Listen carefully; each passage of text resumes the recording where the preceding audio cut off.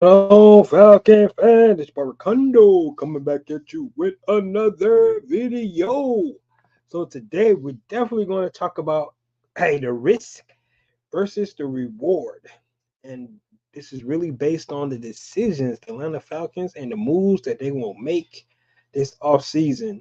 All the things that they got to weigh in on and decide how they're going to be able to build this team, with this new coaching staff, Terry Fontenot bringing these guys into the fold, and how much the vision probably have changed from when he was here with Arthur Smith to bringing in a whole new coaching staff, that vision, how they decide to move forward, with this Atlanta Falcons team. I think the same idea is, going into season four, with Terry Fontenot, they plan to be competitive. So I don't think that should change a lot because they got a new coaching staff. But when you start to weigh the decisions and the moves that they make, it's going to be really important how these Atlanta Falcons decide to get it done. Also, we're going to talk about the salary cap update, the things that happen with the salary cap. We'll definitely get into that and how that may affect the Atlanta Falcons' decisions as well. Um, what kind of moves that they might decide to make because the salary cap actually got an increase. And then last but not least, we're going to talk about some of the holes that this Atlanta Falcons need to address, the biggest you know needs that they actually have, of course, beside the quarterback position for this Atlanta Falcon team. So, guys, with that being said, if you have not already, go ahead and please subscribe to this channel. Please hit that notification bell so you know when I drop another video. Please hit the like button so I know you guys out here that I talk about. Then please share my video throughout the YouTube universe so more people could come in and hear me talk about. That's correct. These Atlanta Falcons.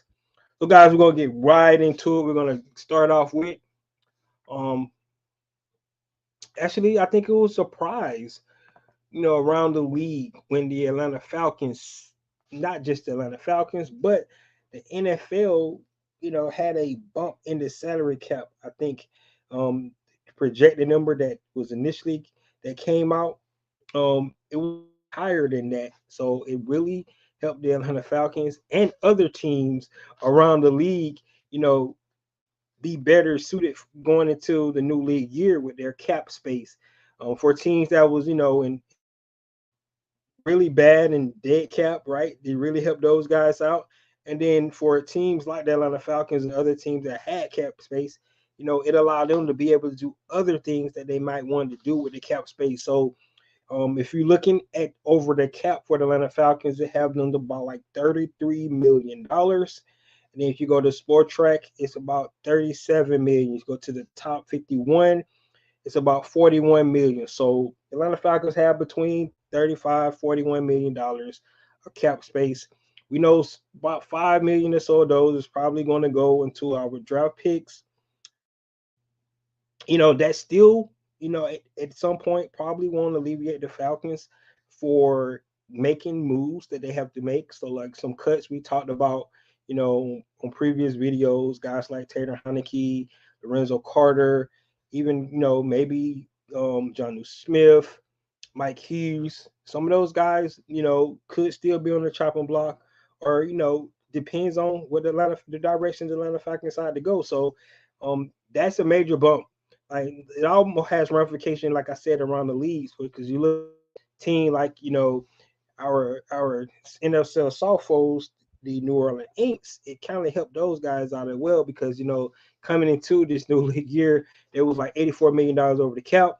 We did get a report that they had already restructured their recur um, contract so to get them some cap space. I think this new cap projections, they still about $40 million over the cap, so they still got some moves that they need to make. So that's one of the things that definitely you look around the league from now to March 13th. These teams going to be trying to get up under the salary cap, and they're gonna have to make some decisions on some guys. Some guys that they might, would like to keep. They got to make franchise tag, considerations on those guys. Some guys that still could actually play, right? They got to go ahead and make a decision on those guys. So we're going to see that around the league, which is going to definitely open up the free agency pool even more.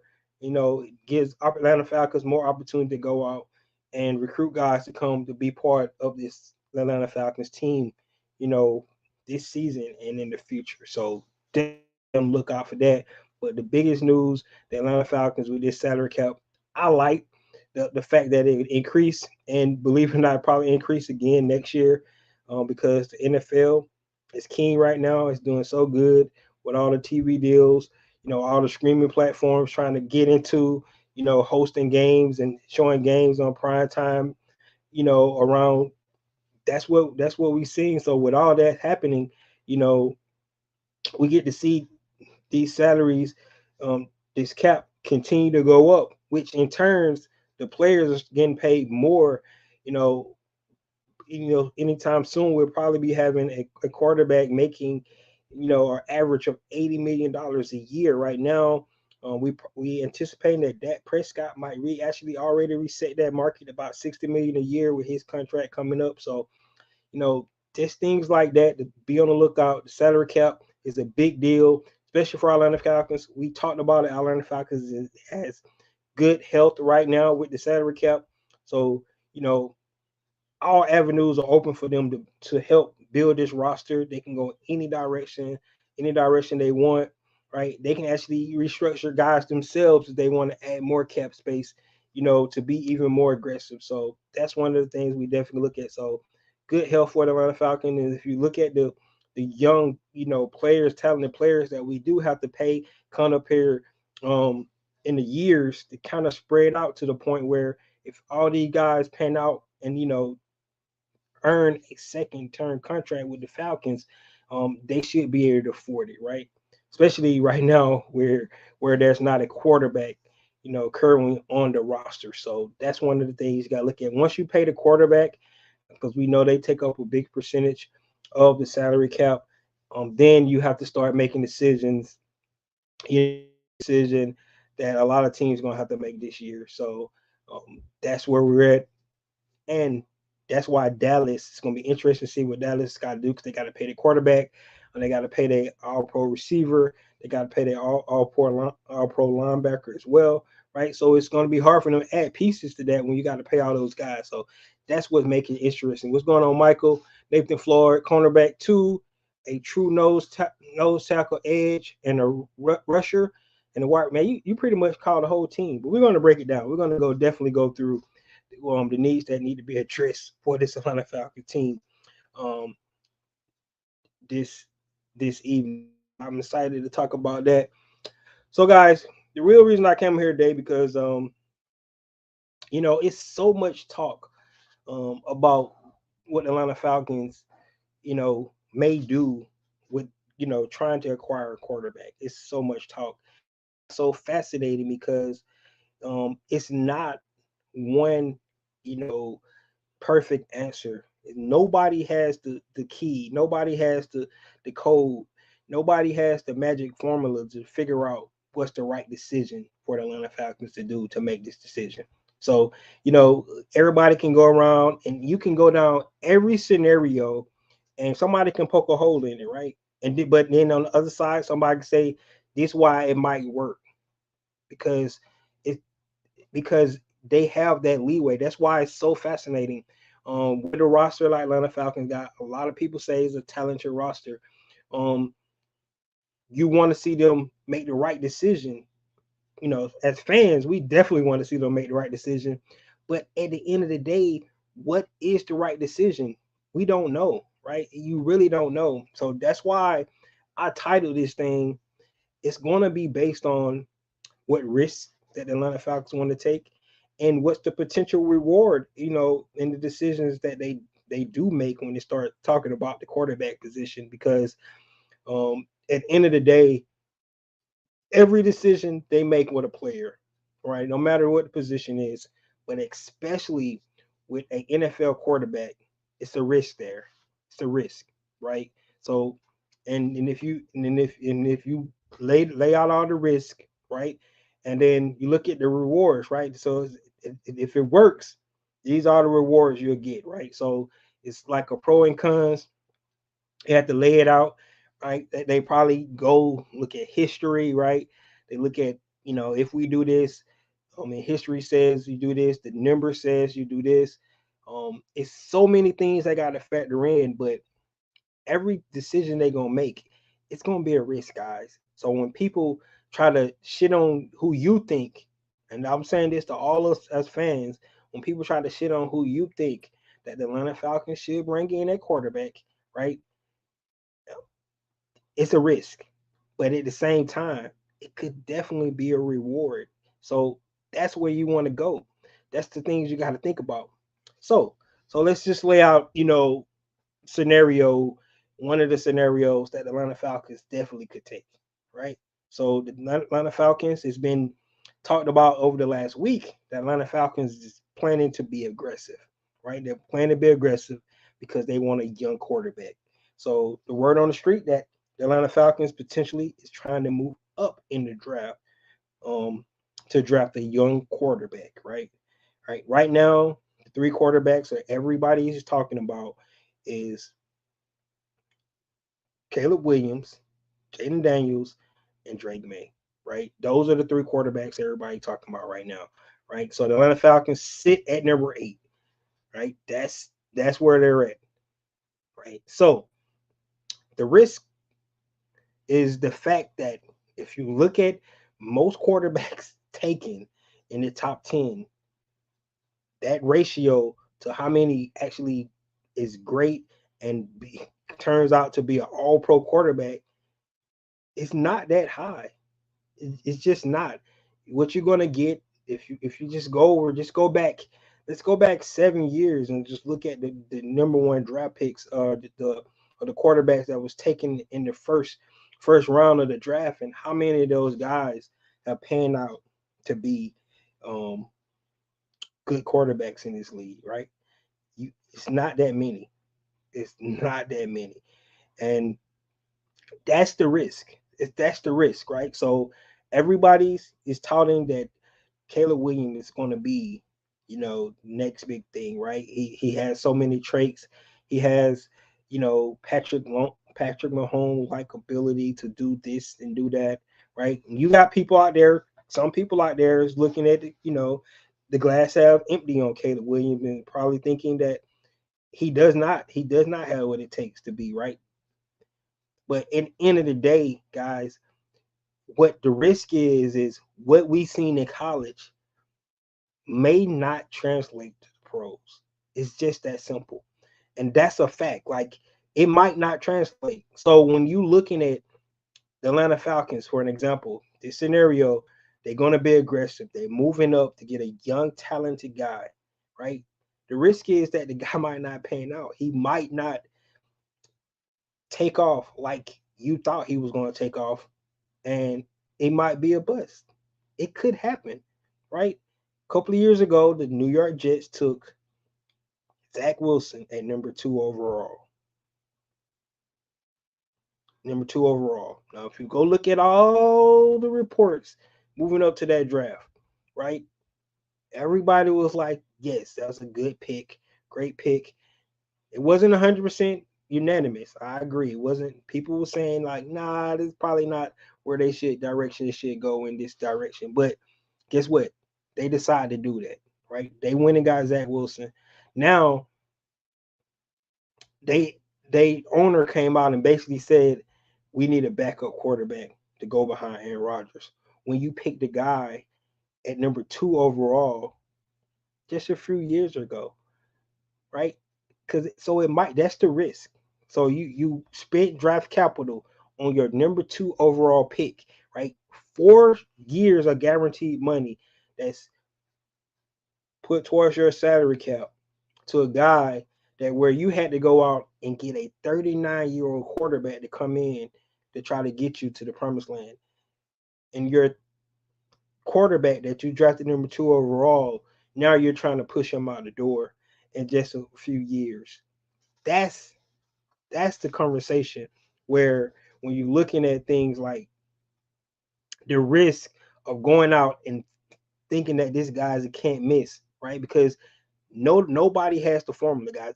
Trust me, if everybody knew for a fact that this guy was going to be great, this guy was going to be great, this guy was going to be great, it'd be easy.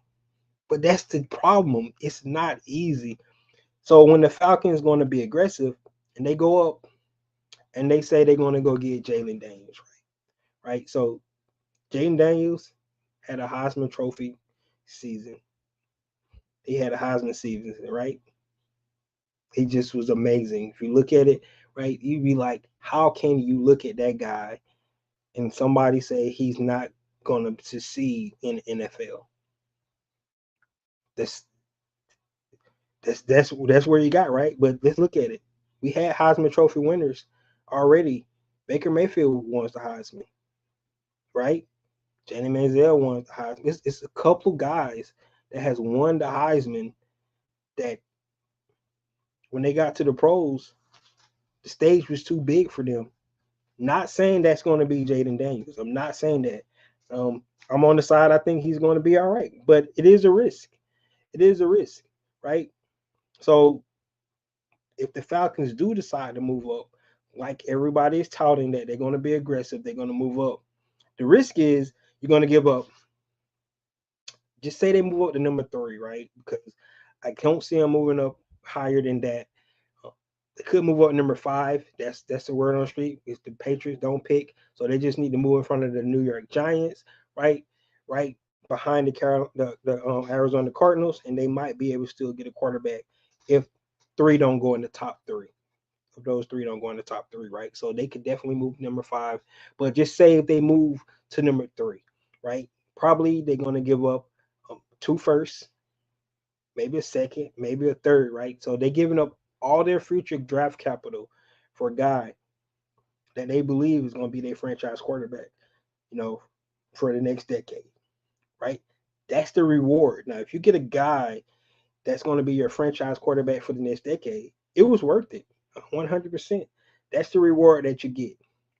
But the risk is that you get a guy like a Trey Lance that the San Francisco 49ers moved up to number 3, just like the Falcons trying to do, move up to number 3, and then you end up lucking up.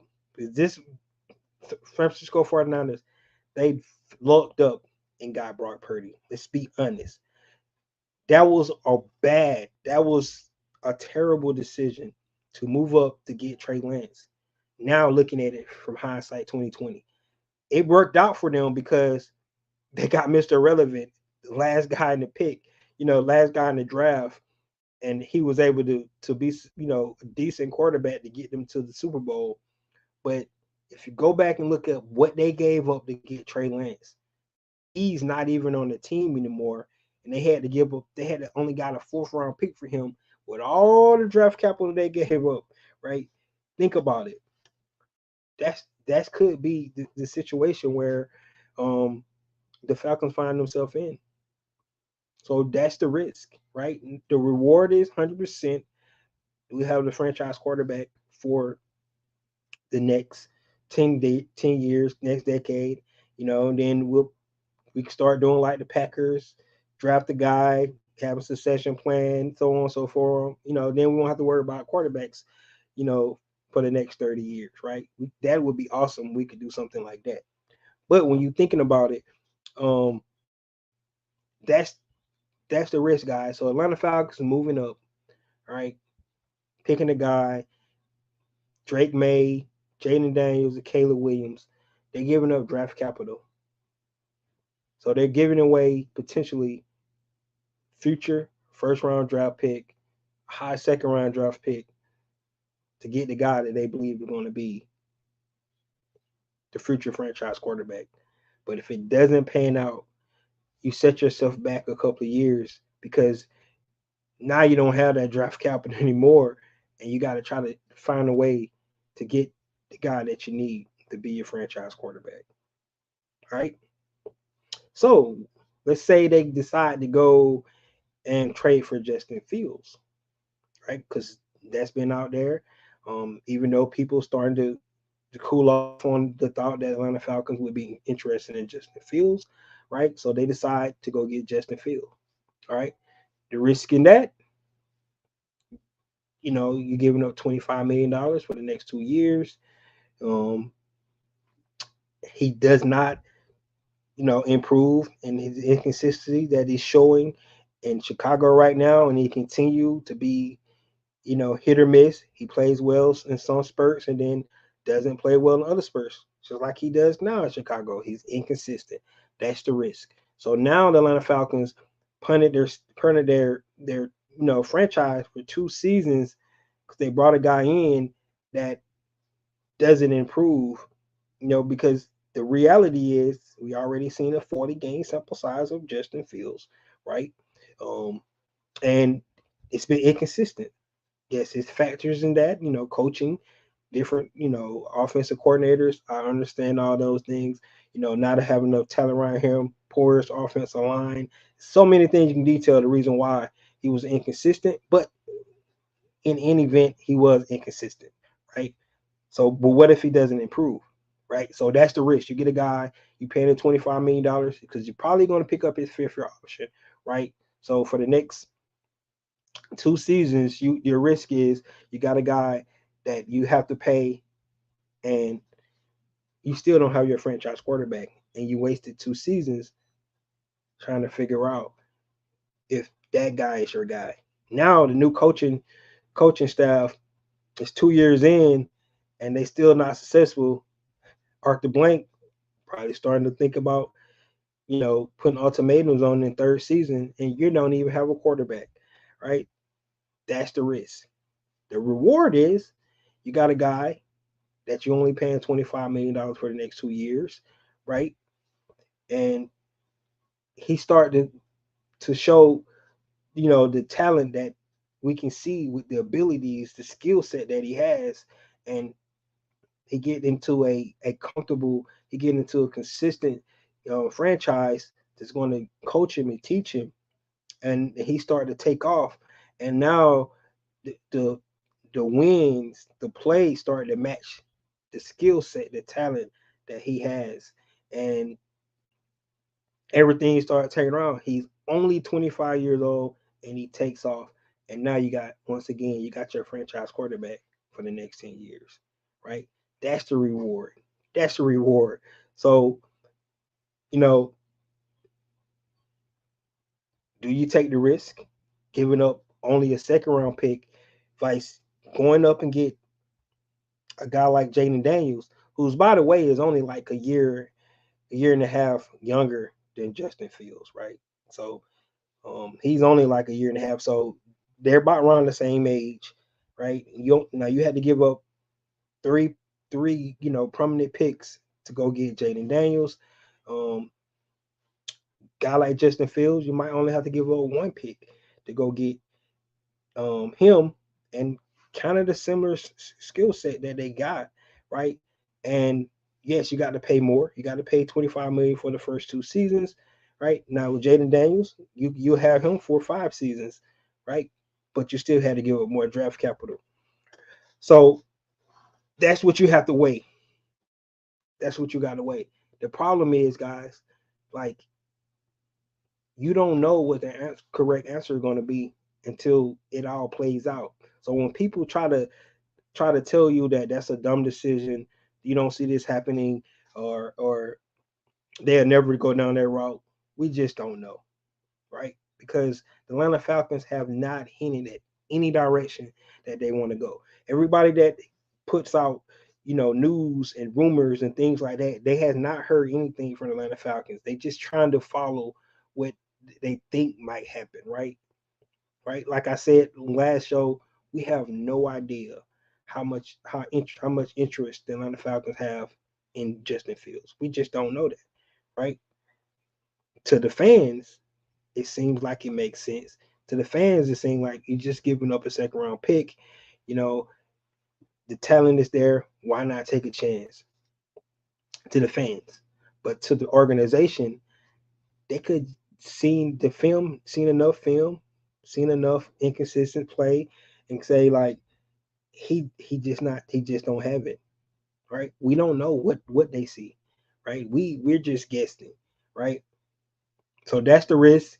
The war is going the young route, right? Now we go to the veteran guys, the older guys, right? The risk of going out and getting a guy like Kirk Cousins, right? A guy that just coming off Achilles injury.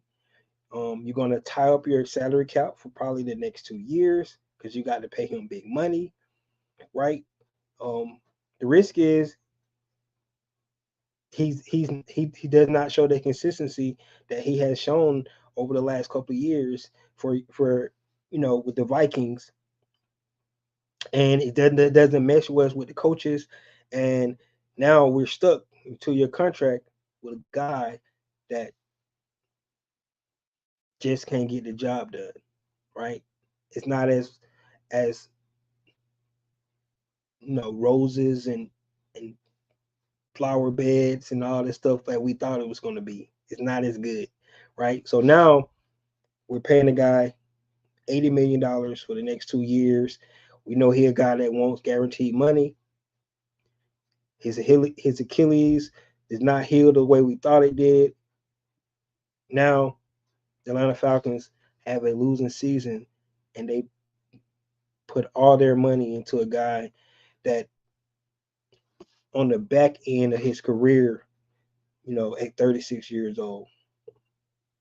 Now, Atlanta Falcons still could draft the quarterback in the first round. They could still draft the guy at 8 if they decide to do that, right? Because now they already got their quarterback from the free agency. They can still draft a quarterback to sit behind Kirk Cousins. That could be a way they go. But when you start looking at getting a guy who's been in the league this long with one playoff win, you start to have to weigh the risk versus the reward, because is all of a sudden he's going to start being something that he's not because he comes to Atlanta Falcons. That's the risk you have to. That's the risk you have to decide. You don't know. You just have to figure it out. You have to go ahead and make a decision. Is this something that they want to do? Right? They could go Russell Wilson. The reward for Russell Wilson is 100% that he probably can play for a league million this year. So if you want to weigh all the risks and the rewards that I just talked about, bringing in Russell Wilson probably is the least risk of all. Not saying that I want to bring in Russell Wilson, but however, the value for bringing in a guy like Russell Wilson, because you don't have to pay him for this season, leaves the door open for all the every other decision, every other move that a lot of Falcons want to make. Because now you have pretty much the entire salary cap still, because you're only paying him, league minimum. Because remember, he's already guaranteed 39 million, right? And whatever the Atlanta Falcons or any other team was to get him, is just taken away from that 39 million, right? Because the the Broncos will have to pay the difference in that. So in that case, just let them pay that 39 million, and he can pretty much play for his new team for free, right? That's the way it works. So in essence, Russell Wilson probably would be the best reward if you just win options of the best way to come in and weigh what's good. Now, the problem with bringing Russell Wilson in, if you think about the risk, is that you still don't have your guy for the future, right? So you're just punting, you know, the quarterback issue, the quarterback problem on down the road, right? And then you could miss out on potential franchise quarterback in the draft, right? You can miss out on potential quarterback in the trade scenario, and a guy like Justin Fields. All these things start to factor in. Every last one of these things start to factor in, and that's how you got to weigh it. That's just pretty much how you got to weigh it. So, guys, with saying all this, when I just look out and I think about what the Atlanta Falcons got to do, it's a tough decision, and for everybody opinion of who they think the Atlanta Falcons should get at quarterback. Everybody is right, and everybody could be wrong because if they go to your decision to who you think they should get, you know, it's pros and it's cons to both sides of it. So at the end of the day, it's no 100% surefire answer to the right decision until it plays out, and that's just the way it is. Like we don't know, you don't know which direction the Atlanta Falcons should go in. The most fascinating thing about the Atlanta Falcons this offseason is that they have so many different directions to choose from, and it's really going to end up being interesting to see the decision that they make at the end. It just is. It's going to be really interesting to sit back and watch it all unfold to kind of figure out what decisions that Atlanta Falcons decide to make in the end. And that's what's so exciting about it. Everybody is going back and forth on social media, bashing, this quarterback or this idea. None of that stuff matters, man, because like is Atlanta Falcons get Drake May, right? Some people are high on Drake May, some people are low on Drake May.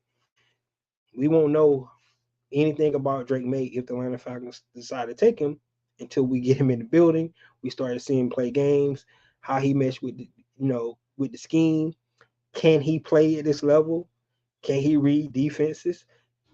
Can he throw on time? Right? Does he get flustered in the pocket? All these things we don't know any of this yet. We know what he did in college, but it's a big difference what you do in college, what you do in the pros. So we don't know, right? Everybody high on some people high on Jaden Daniels, some people low on Jaden Daniels, right? At the end of the day, we don't know. We don't know, right? We seen, Heisman winner this year, how dynamic he was on the field at LSU. SEC is a tough conference to play in, right? So that's a lot to be said about that. However, we don't know how it's going to translate to the pros. We just don't know, right? We seen a lot of tape on Justin Fields, right? We seen the highs and we seen the lows, but we don't know what it'll be like if Justin Fields come and get around Zach Robinson and TJ Yates and DJ Williams, right? Get around our two quarterback coaches, get around our new offensive coordinator, you know, get in an environment where he has abundance of weapons. You have a solid offensive line. We don't know. We just don't know, guys. And the the the the, the biggest thing is we don't know what the Atlanta Falcons think about all this stuff either. So we just got to wait, sit back and wait, right? Um, I know they're going to weigh all the risk. I know they're going to weigh, you know, what kind of reward it would mean, the pros, the cons. Like I said, the analytics, um, the salary cap, all that going to factor in the decision they make.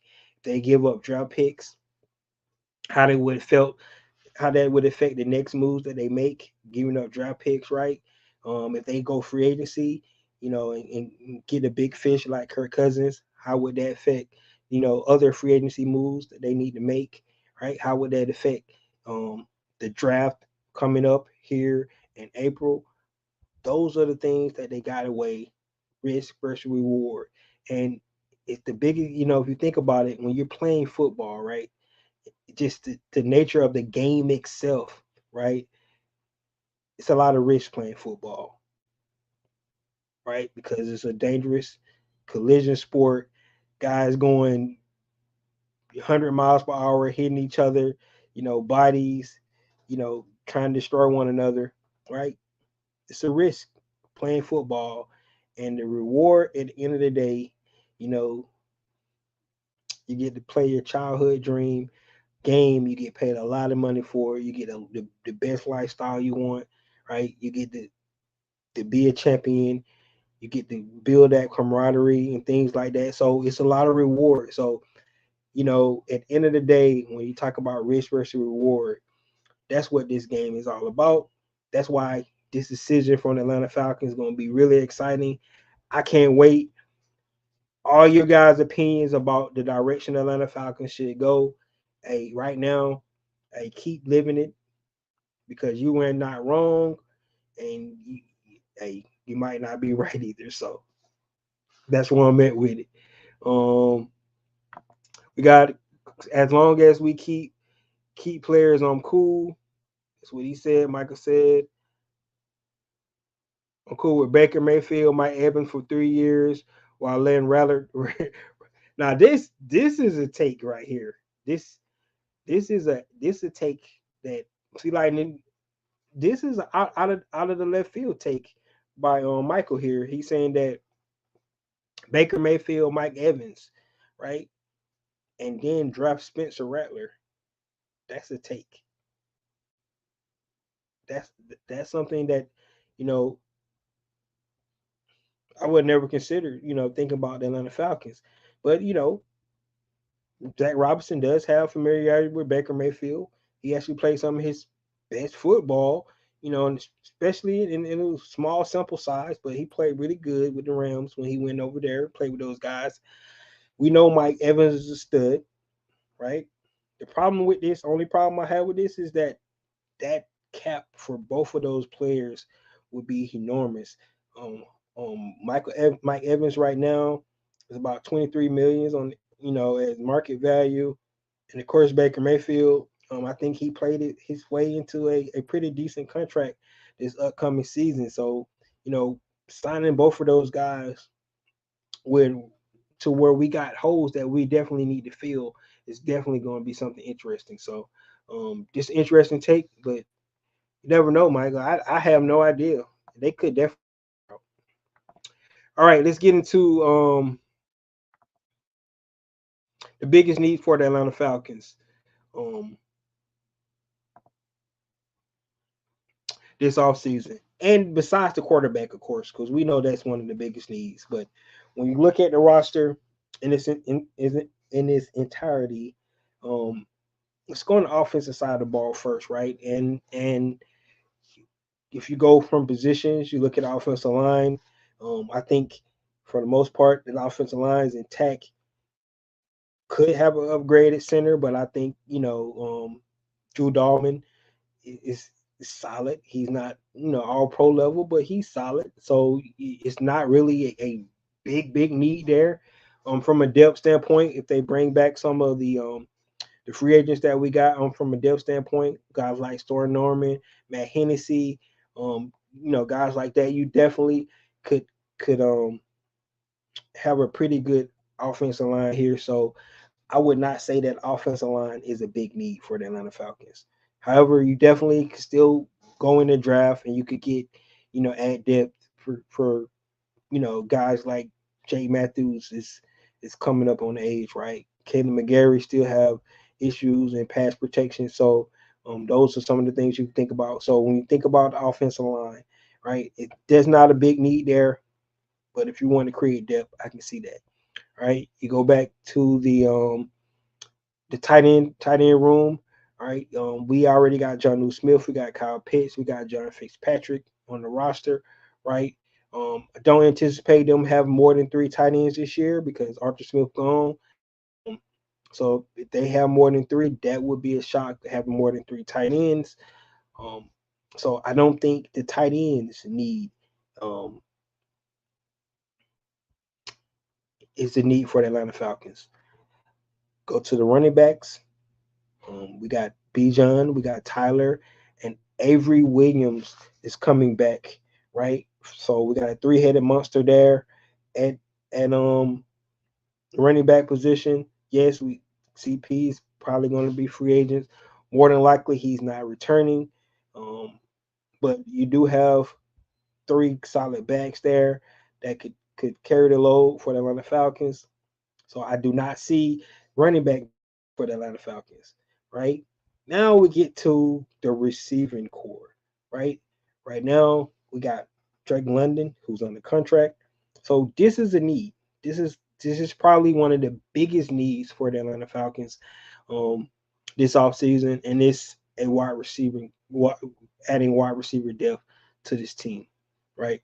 So more than likely, like I said, they're going to look into our own free agents first because that's always the key. Always what you need to do is look at your own free agents and kind of determine, you know, who you want to keep, who you want to bring back.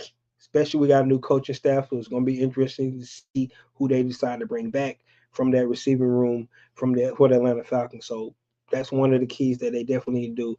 Be on the lookout for that. Go ahead and look at um, the receiving room or in our own guys, right? Guys in free agency that you might want to look at. One that in particular for me, since the Cincinnati Bengals just franchise tag T. Higgins, Tyler Boyd is out there. Right now, his market value is like 7.8 million. He's looking at according to Sport Track, so he's definitely a guy that they definitely could think about considering bringing in. It's a guy like Tyler Boyd, right? He is somebody to think about when you think about bringing a receiver in. You mentioned Calvin Ridley again. Um, Odell Beckham's out there. It's a couple of guys that if you want to consider bringing to this Atlanta Falcon franchise on the free agency, Marquise Brown is another guy that a lot of people, name keeps popping up. Something that somebody might want to consider. So those are some guys that you can look at and think about, potentially bringing in to be um, receivers to add to this core in free agency, right? And then last but not least, they can definitely go in the draft and bring in somebody that from the draft, which I'm anticipating them to do. Definitely draft a receiver in this year's draft to add to that receiving core. But receiver is 100% a need for Atlanta Falcons. They have many different avenues to go to add to the receiving core. Like I said, our own free agent first. All right. We can go into free agency. We can go into the draft. So we know for 100% the Atlanta Falcons is going to add receivers. Depending on how many veterans they add, how many young guys they add, that's what we'll have to find out. Um, Nathan said KJ Osborne, Curtis Samuel. Yes, the free agents that's out there as well. We'll just have to see, man, who they add. Don't have no problem with any of those guys as long as they add more guys, right? Because you got to add to this room regardless. Usually team keep about 6 receivers on the on the roster, the 53-man roster. So you anticipate at least 5 more guys getting added in some shape, form, or fashion. So be on the lookout for that in the receiver room. Um, And of course, like I said, we're not going to talk about a quarterback. We know we need issues. So that's on the offensive side of the ball. Let's go to the defensive side and look at the needs on the defensive side. So first, we're going to go right to where I think the biggest need is cornerback 2 for this Atlanta Falcon. I think Nathan mentioned that earlier. Cornerback 2 is definitely where the Atlanta Falcons need to address immediately. They got Clark Phillips III, who I thought played really solid. But you definitely want to be able to have some assurance there. The question is, how do they feel about a guy like Jeff Okudah bringing him back? What will be his price tag bringing him back? So he's one of our internal free agents they can bring back. A guy like Trey Flowers, do they want to bring him back to the fold? They could definitely consider bringing a guy like Trey Flowers back to the fold as well. So Jeff Okudah, um, Trey Flowers. We already got D. Alford. We already got Clark Phillips. We got Mike Hughes still on the squad. Be interested to see that he end up being a cap cut. Depending on since they kept Jerry Gray, I think he actually likes what Mike Hughes brings to the table, considering he kind of took over playing that slot position down the stretch over D. Alford. So that's one of the things we definitely need to consider when we start talking about our needs, right? So the cornerback position, in particular, cornerback 2 is definitely 100% one of the biggest needs for the Atlanta Falcons. The question, will it be addressed in free agency? here right off the bat once free agency kick off, or will it be addressed in the draft? Right. So those are some of the things we definitely got to look at, right? And maybe if they solidify a lot of things in free agency, when they get in the draft, they might take the cornerback out of Alabama at number 8, right? Solid cornerback, first, a number, top 10 draft pick. A lot of people anticipate him to go in the top 10, and that's Terrion Arnold. So that could be somebody they could definitely consider. Not saying that that's the direction Atlanta Falcons want to go, but maybe. So in the draft, they could address cornerback position. Maybe if not in the first round, maybe in day 2, right? We got three picks in day 2, right? We got 1 second and 2/3, right? So they definitely can go into day 2 and maybe find a cornerback as well in day 2. So that's one of the biggest needs on this team. If you look at the receivers and the cornerbacks, right? The Atlanta Falcons need to address that this offseason um, to make this team whole. And so our cornerbacks and our receivers definitely need to be addressed. All right. Another big need, because we are going 2 to 3 4. You want to have at least a couple more big bodies that's going to play in that middle and that 3-4 defense. Because it said it's going to be a base. Of course, now we're going to play multiple, but you want to be able to set some of your guys up for success. So if you bring in a big defensive tackle there, now if you go look at what Raheem Morris did with the Los Angeles Rams, not necessarily had a big guy in that middle playing in that defense. So not 100% a must to have a big guy, but when you're playing a good solid 3-4, you want a big nose tackle there. Definitely to be able to generate double teams for your linebackers can do what they do best, and that come downhill and make tackles. So I like the fact that they might need to consider that. Um, if you look at our new line coach Jay Rogers, a guy like Matt Gaziano, I think he can definitely come back, because he do have familiarity with him. It's a rumor out there that the Chargers may be considering trading Khalil Mack, right? Guys, if you haven't noticed, Khalil Mack had 17 sacks this season. So in the last 2 seasons, he's really been playing really well, injury free. That was a big thing with him when he was with Chicago, could not stay healthy. But for the last 2 seasons, Khalil Mack has really been balling under the radar, up on everybody knows he's been playing really well. 17 sacks this season. Um, you can match him back up with a guy like Jay Rogers. Just throwing it out there. Now his cap hit is 23 million, but they could, bring him in and adjust that to get that number down. So you won't have to worry about that much of a cap hit if they decide to make a trade for a guy like Khalil Mack. And I believe you can get Khalil Mack for less, in the third or fourth round pick, because if the Chargers trying to, do cap savings, they would get off him for a lesser pick than some may think, right? So that's something that we can definitely look at. But that defensive line definitely need to add more depth to that. I think we're solid, with our starters, but you definitely need to add depth. First of all, I 100% say go back into free agency. I would love to have Calais Campbell back. Be interested to see what he would be willing to come back to fit, because we're going into that base 3-4 defense. We know he would be a lot of more in because we was in a 4-3.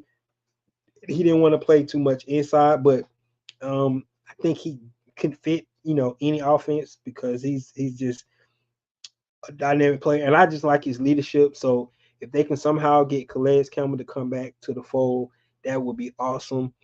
Um, but that defensive line definitely going to be. I don't think it's one of the biggest needs to be addressed, but it is a need. And so when the Atlanta Falcons definitely going into the free agency, that defensive line is definitely huge. Now, the biggest need on defense, in my opinion, besides the cornerback position, is definitely going to be the pass rusher, right? If the Atlanta Falcons, just like they did last year, the first big name that they need to go get is go get them a dominant pass rusher. There's no ifs, ands, or buts about it. The Atlanta Falcons need to go out and invest. Just like they did last year, they felt like Jesse Bates was that missing piece to bring that defensive secondary to where they wanted to be. And they went out and got it, right?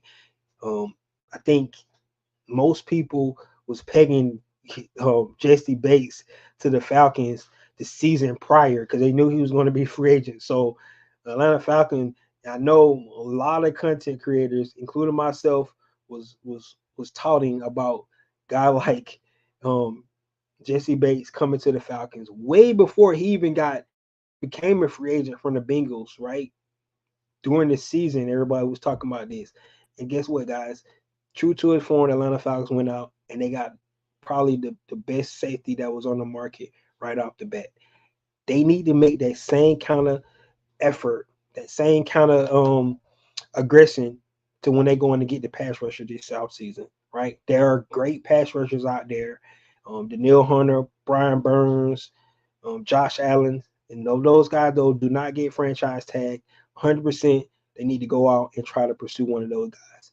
That's going to be one of the biggest problems for Atlanta Falcons for years to come, and that's 100% not going out and getting a dominant pass rusher.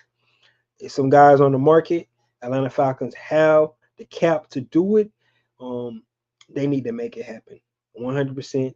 In my opinion, that's the biggest need that Atlanta Falcons need to address in the offseason. And they don't need to wait to the draft. They can double down in the draft, but if the Atlanta Falcons want to be aggressive, they want to be serious, they got to know that going out and getting one of these dominant pass rushers is is a must for this team, right? It has to be something that they're keen on trying to get done.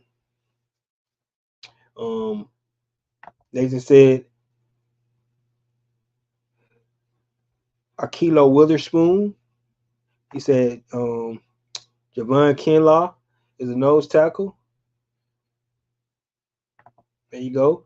He said rumors on Mac and Bosa. That's I just talked about Mac. Yeah, 100%. Um, you really like Dallas Turner? Yeah. One thing about Dallas Turner, I did a video on him earlier um, in the week, and when I talk about Dallas Turner, it just I think he need to put on a little bit more weight. Um, I love his motor. I love the way he his aggression. I love the way his quick step and things like that. But being that light, I think he need to put on about 15 more pounds. And then yeah, he's definitely I think like I said, he's one of the guys who's going to have a good um, combine as well. Can't wait to see what he's able to do at the combine. But that's definitely something that I'm thinking about when I think about a guy like um, Dallas Turner.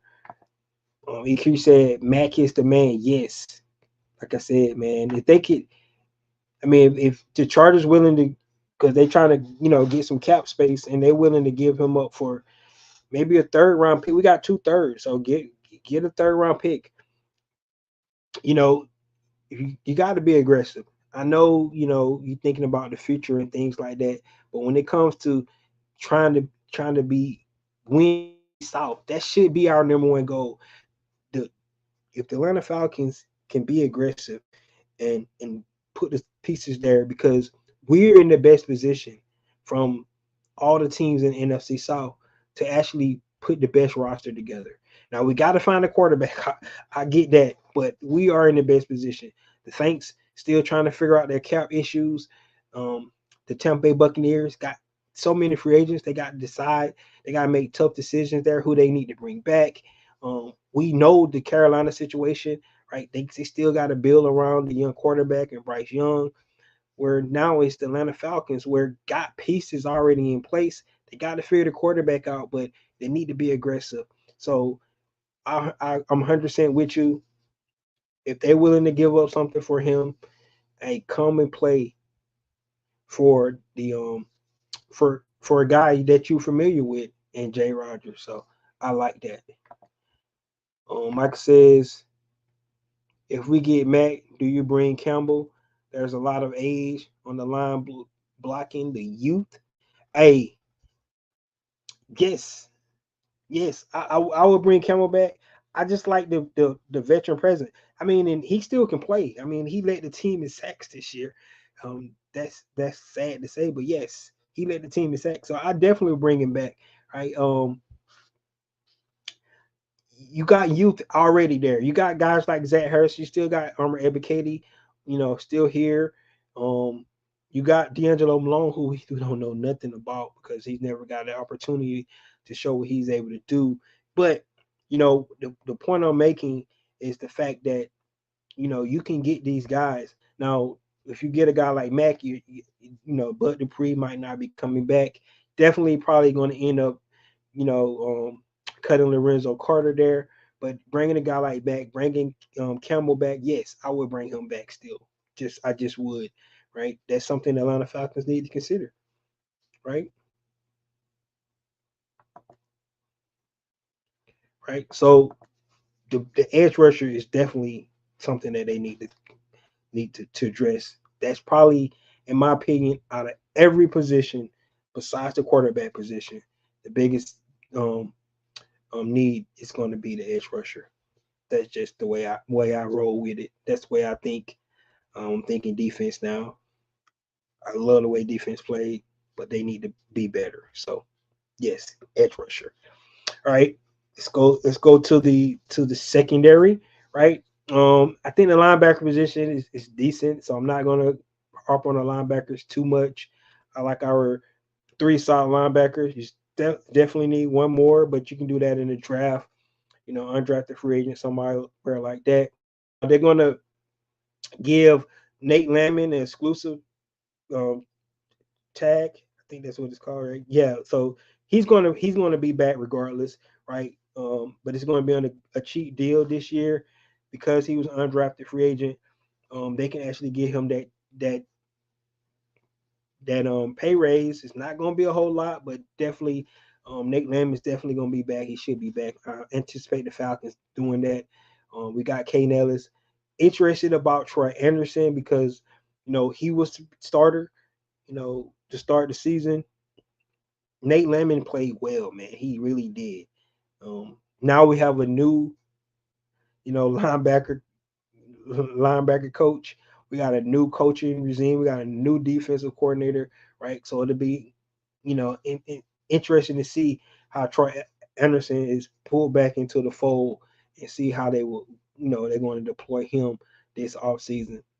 The guy still got a lot of upside to himself as well. So um, that linebacker position is going to be really interesting to see what they decide to do. Bring in another guy, undrafted guy, free draft guy, even bring a free agent in, a veteran free agent in. I'll be cool with that. All right. Let's go to the safety position, right? I think we got one of the best safeties in the league in Jesse Bates. Um, I think Richie Grant is a solid box safety. I think he's really well in the run game. He's really good at that. But in coverage, not so much. I think um, they took advantage. They exploited his weakness. One of the weaknesses we had on defense this season a lot, especially with tight ends. And I thought Richard Grant really got hurt and got exposed in that. Um, that's why you saw a little bit more DeMarco Hellams playing. So definitely, I would anticipate the Falcons making an upgrade at the safety position. And I would anticipate them doing that maybe in free agency, Vice going in the draft to do it. Bring a veteran guy in. I like the way DeMarco Hellman's playing, but I don't know if you want to just 100% rely on him to be the guy for you um, because he's still young. So bring a veteran guy in, to compete with, with Helms and Grant, and then maybe we'll see where it lays out in training camp. Last year they did a similar thing with Michael Walker, right? Um, and he would let go because they like what they seen from Lamon, Anderson, and Ellis. So not saying it's going to happen to Richard Grant, but it could.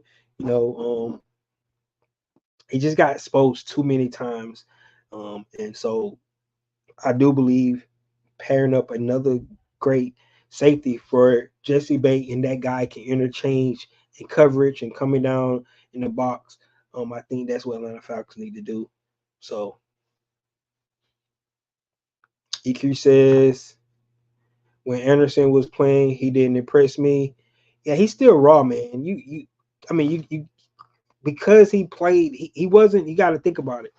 You know, he played a lot in college, right? So I just think Anderson is talent. He really is. He's not, as experienced and detailed that position as a guy like Nate Lemon, because Nate Lemon was a thumper. If you go back and watch him play in college, but for Anderson, he has the skill set. You're right. He still need to learn a lot. Nate Lemon was impressive, and I agree with you. I don't know how you take him off the field. Um, Grant was out there on skates and blindfolded. Yeah, that's what it seemed like. He really did. It seemed like he had no clue what he was doing. I agree with you 100% on that. Um, Nathan, man, you own it, man. Because when I was thinking about Taylor Rapp 100%, because he come from the Rams, so that was one of the guys that was on my radar. Buda Baker is another guy. If the Cardinals decide to let him go, still ain't heard nothing about that. He was another guy that I was thinking about, but Taylor Rapp is a guy, veteran guy. So you 100%. I would if he's minimal to coming in, I definitely bring him in. That's what I would be considering. So you read my mind on that, Nathan. Um, did it if the Bucks let Winfield test free agency, I will scoop him up instantly. Yeah, they're gonna franchise tag him. I think that's the one guy that the Bucks are gonna franchise tag. They're not. They're gonna let Baker Mayfield test free agency, right? And it's not that they don't want him, but they just can't franchise everybody. So, I think they're gonna try to make a deal with Baker Mayfield, bring him back. I don't think they can franchise tag Mike Evans because that hit to be too big, right? They still got Devin White there. Levante David said he want to come back. So like Panthers got problems. They got issues. So they got to figure their stuff out. So um but I think Winfield going to get franchise tag.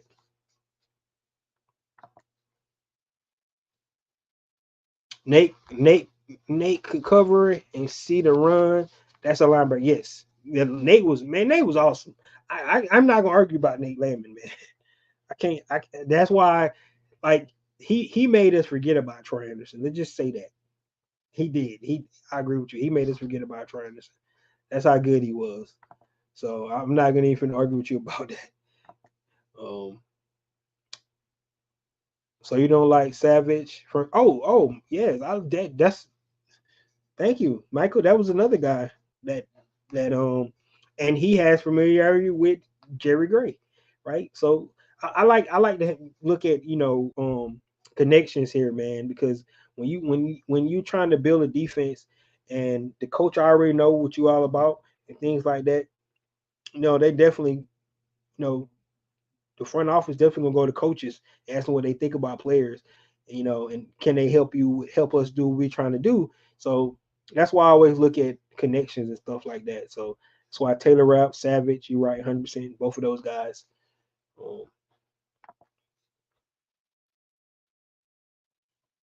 Nathan Floyd, Taylor Rapp, Kilo Witherspoon, Leonard Floyd, all play for him. Yeah, like Leonard Floyd, man, I thought about him, right? So if you I guess if you can't go out and get a dominant pass rusher, and that'll be sad, right? You could do it by committee, get a guy like Leonard Floyd, who's still talented, can definitely produce sacks, right? So you can do it by, Atlanta Falcons had 40 sacks this past season, and not one guy had double digit sacks. So it's a possible to do it by committee. I understand that. So if they want to do that, instead of going to get one guy, you get two guys for the price of one, right? And you can build it that way. Um, I just want them to get a dominant guy that somebody have to double team on every play. That's what I want.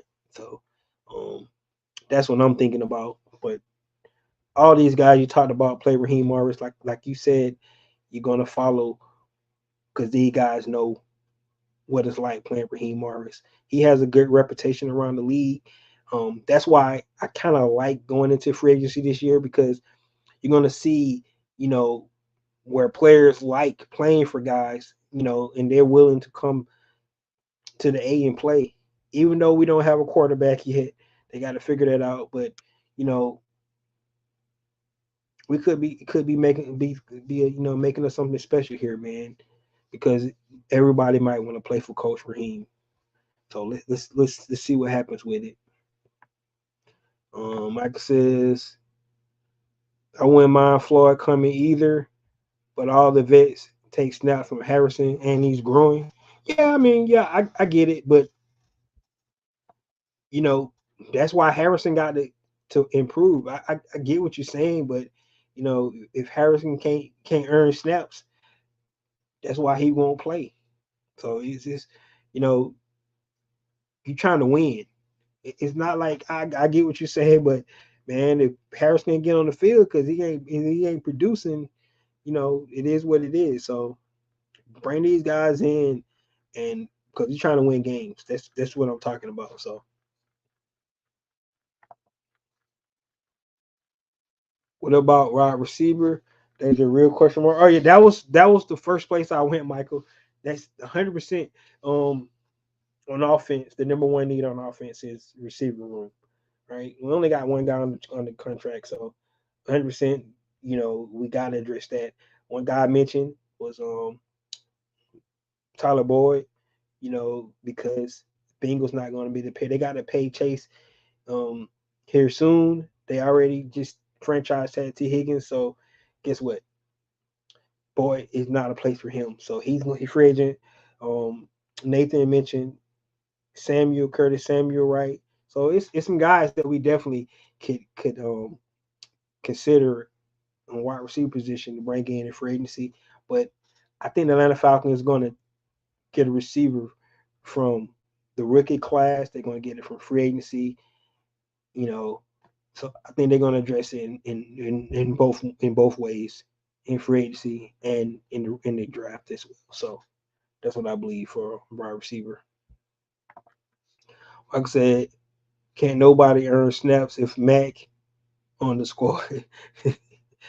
That's right. If he balling out, they're not getting sacks. I mean, but you can create a rotation, of fresh bodies. Because like with Ryan Nielsen, I like the ideal of what Ryan Nielsen was doing last year.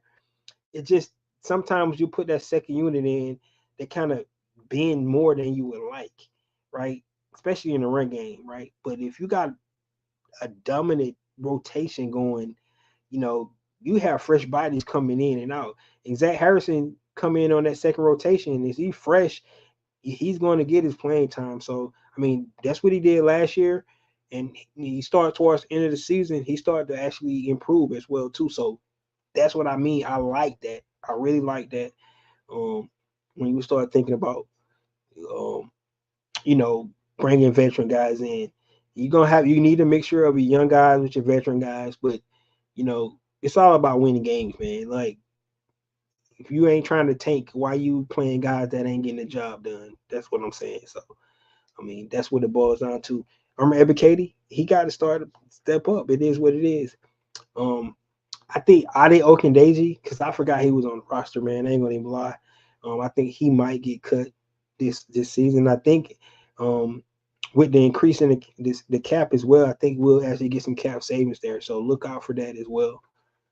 Um, could also see Hodge and Jefferson coming back at wide receiver. Yeah, like I said, I definitely think they're gonna bring back some of their own free agents. They have to. I mean, because one of the most you know underestimated things about football is special teams, right? Carter Hodge is a special team, pro. That's why he's been in the league so long because he's a really good gunner on special teams on kickoff and punt. That's why he's been here long in the league. I mean, just go look at his production and receiver is not that been that good. But for Cardell Hodge to still be here, it's because of the way he plays on special teams. Same thing for a guy like Mac Hollins. The same way, great special team players um, can can be productive on the offensive side of the ball, but that's not why they're in the league. They're in the league because they so good on special teams.